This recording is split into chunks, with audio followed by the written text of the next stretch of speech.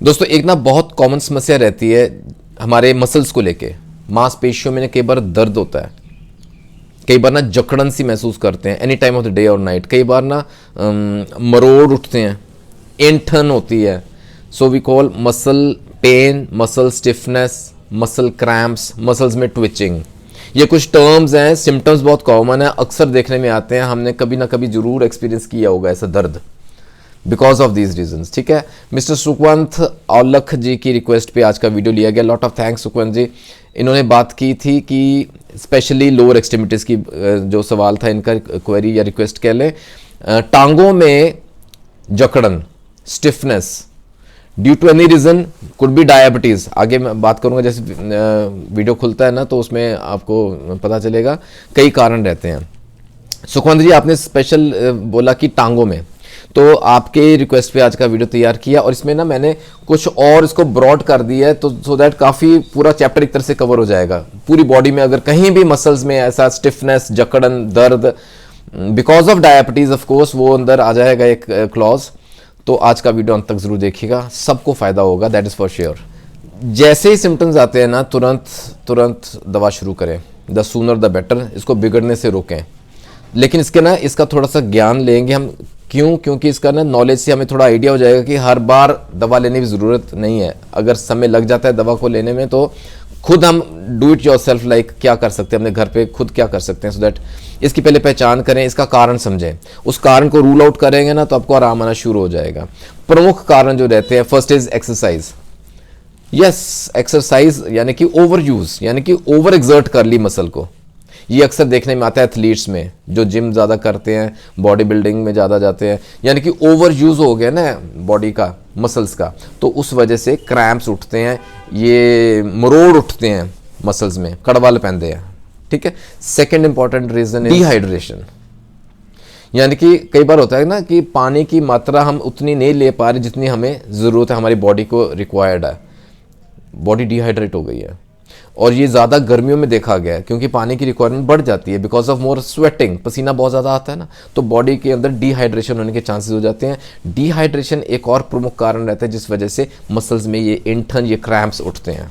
एक और कारण रहता है जिसको हम बोलते हैं इलेक्ट्रोलाइट इम्बैलेंस। हमारी बॉडी में इलेक्ट्रोलाइट्स पाई जाती है। ब्लड टेस्ट अगर करवाते हैं ना, इलेक्ट्रोलाइट्स के लिए टेस्ट करवाएं तो उसमें ना मात्रा आ जाएगी कि सोडियम कितना है, पोटेशियम कितना है, क्लोराइड कितना है। तो कई बार ना ये नॉर्मल रेंज से ऊपर नीचे हो जाता है, could be because of any reason. लेकिन अगर ये इलेक्ट्रोलाइट्स इम्बैलेंस हो गए हैं, अगर मिनरल्स इम्बैलेंस हो गए हैं ना बॉडी में, तो उस वजह से भी क्रैम्प्स उठते हैं, ये एंठन, ट्विचिंग, जकड़न, मरोड़ उठते हैं, ये सब सिम्टम्स आते हैं। अगर बंदा थोड़े मोटापे की तरफ जा रहा है, थोड़े नहीं ज़्यादा ही जा रहा है, ओबेसिटी, ओबीज होता जा रहा है, उस वजह से भी क्रैम्प्स उठते हैं। उस वजह से ना कई बार ना नर्व कंप्रेशन हो जाती है, नर्व हमारी नस में दबाव पड़ता है, तो उस वजह से भी मसल क्रैम्प्स हो जाते हैं।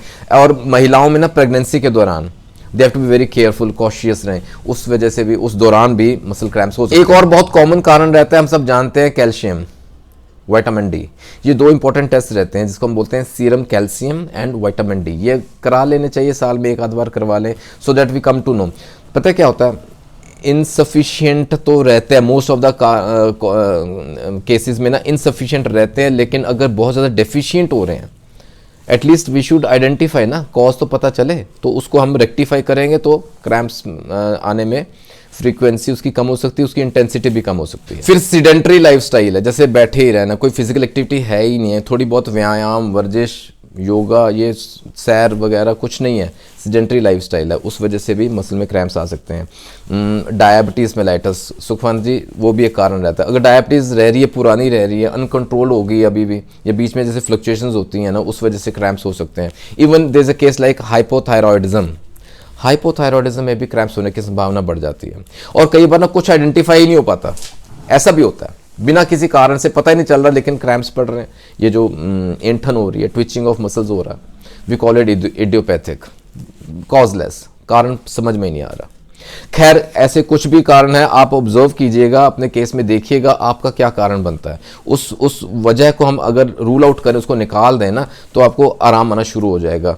लेकिन फिर भी कहीं ज़रूरत पड़े तो दवाओं का प्रयोग ज़रूर करें, लेकिन इसको ना अपने लेवल पे, घर पे हम क्या कर सकते हैं, कई बार जैसे आप ऑब्जर्व करेंगे मरोड़ उठता है ना, तो you feel a lump inside, जैसे ना नॉट सा बन गया, KNOT, नॉटेड सा एरिया हो गया है ना, ऐसा होता है, मसाज करना पड़ता है थोड़ा सा, थोड़ा मलें उसको, प्रेशर अप्लाई करें तो उससे रिलीफ मिलता है। And second is heat therapy, और वो भी ना मैं कहूँ मॉइस्ट हीट। कई बार होता है जैसे उसको छोटा कोई तौलिया गर्म करके ना, या गीला जैसे ना उसको स्टीम करके उसको गर्म, उसका सेक दें, मॉइस्ट हीट, उससे रिलीफ मिलता है। Keep your self hydrated, dehydration ने देखा ना कारण एक बनता है, तो वाटर इनटेक अच्छा लें, और अपने ना ईट हेल्दी, खाना अच्छा खाएं, हेल्दी खाएं, और फ्रूट्स ज़रूर ऐड करें, मौसम का फल ज़रूर ऐड करें। उससे हमें क्या मिलता है, एंटीऑक्सीडेंट्स हेल्प करते हैं, ये क्रैम्प्स के फ्रीक्वेंसी और इंटेंसिटी कम होती है।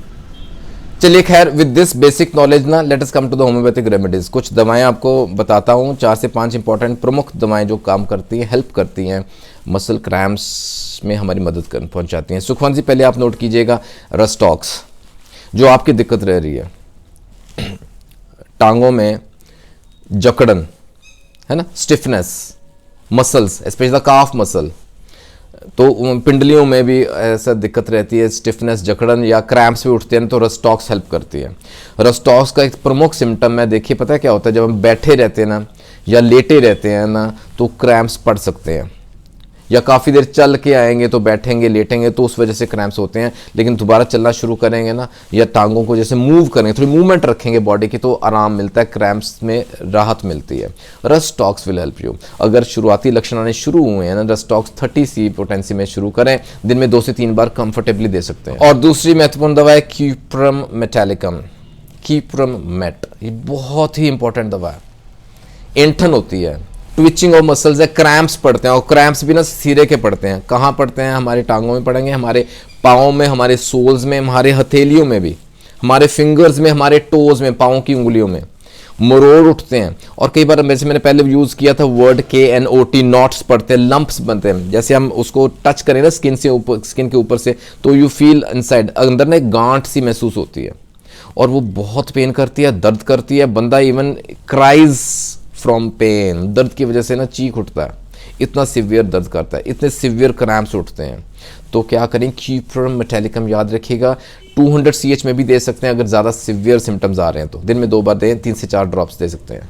और एक और काम की बात नोट कीजिएगा, अगर यही सिम्टम्स आ रहे हैं ना, जैसे आजकल का सर्दी का मौसम है, आपने कभी ऑब्जर्व किया ये क्रैम्प्स, जो मसल स्टिफनेस, ये जो मरोड़ उठते हैं ना, ये इसकी ना फ्रीक्वेंसी बढ़ जाती है सर्दियों में, in chill weather, in cold weather. ऐसे कुछ सिम्टम्स हैं जो ठंडी में बढ़ते हैं ना, सिलिशिया हेल्प करेगी आपको, सिंगल बेस्ट रेमेडी, 30 CH दिन में 2 बार। अच्छा, ऐसा भी कभी आपने ऑब्जर्व किया होगा कि जैसे हम लेटे हैं या बैठे भी हैं ना, तो टांगों को स्ट्रेच कर रहे हैं, जैसे हम अंगड़ाई भी लेते हैं ना, तो पूरी बॉडी स्ट्रेच करते हैं, जब टांगों को स्पेशली स्ट्रेचिंग क्रैम्प्स पड़ जाते हैं। और ऐसा होता है जब हम लेटे हैं रात के समय, नाइट टाइम में, बेड टाइम पे, यानी कि रात को ये एग्रोवेट हो जाती है प्रॉब्लम, ये बढ़ जाती है, क्रैम्प्स उठते हैं। कैलकेरिया कार्बोनिका बहुत अच्छा रोल अदा करती है, 30 CH दिन में 2 से 3 बार दे सकते हैं। ऐसी एक और इंपॉर्टेंट रेमेडी है एनाकार्डियम। एनाकार्डियम भी अच्छा रोल है, इसका भी अच्छा रोल देखा गया है मसल क्रैम्प्स में, और बंदे को ना लेटने से राहत मिलती है, चलने में उसको क्रैम्प्स पड़ते हैं। एनाकार्डियम ओरिएंटेल उसका पूरा नाम रहता है, 30 CH दिन में 2 बार दें। और फाइनली अब आते हैं the top most remedy, the top remedy, anti spasmodic remedy है ना, मैग्नीशिया फॉस्फोरिका, मैगफॉस, ये तो रहेगी टॉप रेमेडी। जहां भी बॉडी में स्पैजम्स उठते हैं, मसल स्पैजम है, मसल्स में मरोड़ उठते हैं, specially your legs, lower extremities का ज़्यादा इसमें रहता है। और ये याद रखिएगा, मैगफॉस काम आती है अगर क्रैम्प्स पड़ते हैं ना आफ्टर सम एक्सर्शन, ज़्यादा चल लिया, ज़्यादा वर्जिश हो गई, ज़्यादा एक्सर्ट कर लिया, उसके बाद क्रैम्प्स पड़े हैं, तो मैगफॉस हेल्प करती है। और रात को भी सिम्टम्स बिगड़ जाते हैं। अच्छा, महिलाएं इसको नोट करें, क्रैम्प्स ना एब्डोमेन में पड़ते हैं, महिलाओं में अक्सर होता है ऐसा, we call the menstrual cramps. दिक्कतें पड़ती है ना एब्डोमेन में, उसमें क्या होता है, फिर रिलीफ कैसे मिलता है, कई बार आगे को बेंड करें, प्रेशर अप्लाई करें लोअर एब्डोमेन में, तो रिलीफ मिलता है। तो मैग्नीशिया फॉस्फोरिका वहाँ हेल्प करेगी। और कई बार ना जो राइटर्स हैं, लिखते बहुत ज़्यादा हैं, या कोई म्यूजिकल इंस्ट्रूमेंट्स प्ले करते हैं, यानी कि उंगलियों का प्रयोग ज़्यादा हो रहा है, फिंगर्स का यूज़ बहुत ज़्यादा हो रहा है, तो ऐसे में ना इनवॉलंटरी कॉन्ट्रैक्शन हो जाएगी फिंगर के मसल्स में, स्पाज्म्स उठते हैं मसल्स में, कॉन्ट्रैक्ट कर जाएगी, वो सिंकुड़ जाएगा मसल, हमारे कंट्रोल में नहीं रहता। राइटर्स क्रैम्प वी कॉल, वहाँ भी मैग्नीशिया फॉस्फोरिक हेल्प करती है। राइट। लॉन्ग टर्म के लिए देना है ना तो 6x टैबलेट्स रखें अपने पास, 3 से 4 गोली दिन में 2 बार दे सकते हैं। अगर एक्यूट कुछ थोड़ा सा भी सिम्टम्स आने शुरू हुए ना 30 CH में दें, दिन में 2 से 3 बार दें, आपको राहत मिलेगी। दोस्तों तकरीबन सारे इंपॉर्टेंट सिम्टम्स मैंने कवर किए हैं। फिर भी अगर कुछ रह गया या आपको कोई और सिम्टम लक्षण आ रहा है जिससे आप परेशान हैं, आपको दिक्कत हो रही है, तो आप कमेंट सेक्शन में डालिएगा।